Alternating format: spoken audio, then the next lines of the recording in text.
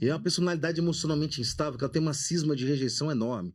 Então ela ama intensamente, mas qualquer sinal de que ela foi criticada, ou diminuída, ou preterida, ela odeia. E é engraçado, quando você vai investigar as famílias, você vê famílias de tudo quanto é tipo. Não são famílias péssimas, desestruturadas. O que você vê, na verdade, é a interpretação desse paciente. Ele sempre se interpretou como rejeitado. E aí você vai conversar com os pais, não, doutor, a gente sempre fez o melhor que pôde. E mesmo assim ele se sente rejeitado. Mesmo assim ele se sente rejeitado. E esse exercício repetitivo se torna uma automatização. Então na cabeça dele, né, aquela história, uma mentira repetida 1000 vezes vira uma verdade. E tem jeito, Eles doutor? acreditam nisso. É demais. Tem jeito? Tem jeito, porque, na verdade, é exatamente o que o doutor Guilherme falou.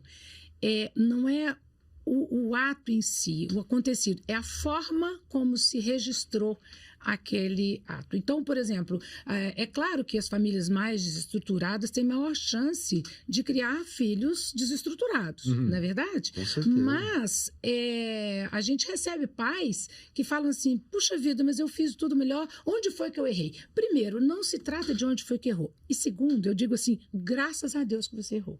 Porque nós erramos, nós somos falhos, e é isso que faz com que os nossos filhos consigam aprender a lidar com as frustrações. Porque as pessoas vão errar com eles, vão falhar, e é uma questão, e as famílias antes eram mais numerosas. Hoje as pessoas têm menos filhos e mais animais, mais pets, não é assim? Então, se tem mais tempo para ficar, embora com a falta de tempo, mas é mais fácil você dar atenção para 1, para 2 do que para 10 filhos, como era antigamente. Então, mais protegidos, muitas vezes esses jovens serão jovens mais frágeis, mais fracos. E aí, os borderlines... Então, proteção demais faz mal.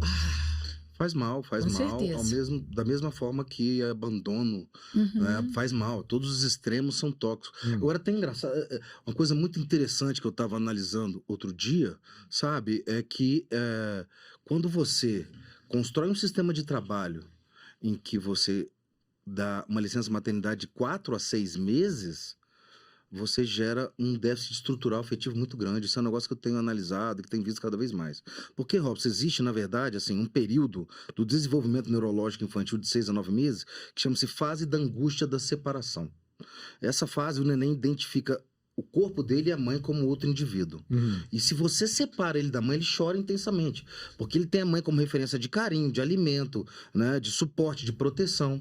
Então, quando ele reconhece esse mundo e essa diferenciação individual, ele fica muito vulnerável. E se você cria um sistema de trabalho onde as mães voltam a trabalhar e essa criança vive essa angústia da separação continuamente de 6 a 9 meses, você tem a construção de uma personalidade que teme e que sofre demais com qualquer forma de abandono, de rejeição. Mas qual é a solução para isso? A solução seria, talvez, quem sabe, ou você aumentar o tempo de licença maternidade, né? Ou você criar uma estrutura de acolhimento meio que coletivo, em que você cria maternidades que deem suporte e vínculo desde novinho com a criança, assim como as tribos. Esse mundo moderno onde a mãe é responsável por criar um filho sozinha é muito pesado, porque ela tem que cuidar da casa, trabalhar, cuidar da família. E como é que ela faz para ficar o tempo inteiro com o filho? Algumas empresas permitem que leve a criança, né? Sim, Pois o que não outra opção. Isso.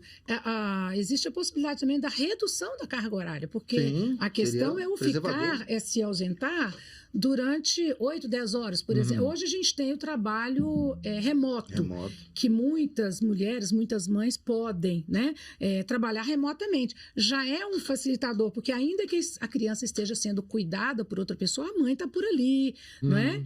Mas isso é verdade, é preciso mudar isso. Você imagina a criança começa a ir para a escolinha, e aí nesse caso, né, para o berçários, etc., ela já começa a adoecer. Imagina, aí a mãe indo trabalhar, quer dizer, e ficar durante um tempo muito grande afastada, para o desenvolvimento da criança é pesado, e para a mãe também, porque ela sente uma culpa, mas ela precisa trabalhar. Aqui o maridão nessa história toda aí, o pai da criança nessa história toda, como é que ele pode ajudar?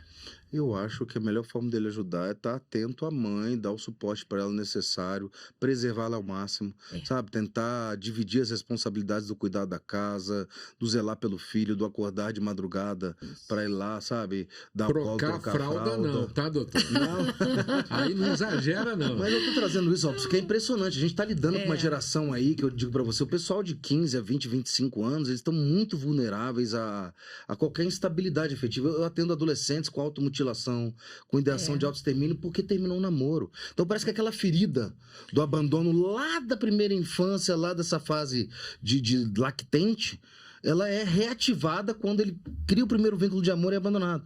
Então você vê situações extremas acontecendo e toda uma geração surgindo emocionalmente instável, que, a meu ver, tem um pouco disso. Sabe, porque antes, quando as famílias eram mais unidas, os vizinhos eram mais unidos, é como se as crianças tivessem várias referências de Tinha uma suporte. rede de apoio, Tinha né? uma tribo. Hoje em dia as famílias são divididas e essa interdependência ela está sendo arruinada. As famílias estão vulneráveis e as mães se sentindo cada vez mais sobrecarregadas, estressadas. Hoje em dia você tem, além do esgotamento que eu falei profissional, você tem inclusive o termo que é do esgotamento parental. São os pais que estão esgotados com essa sobrecarga do trabalho, mais cuidar dos filhos.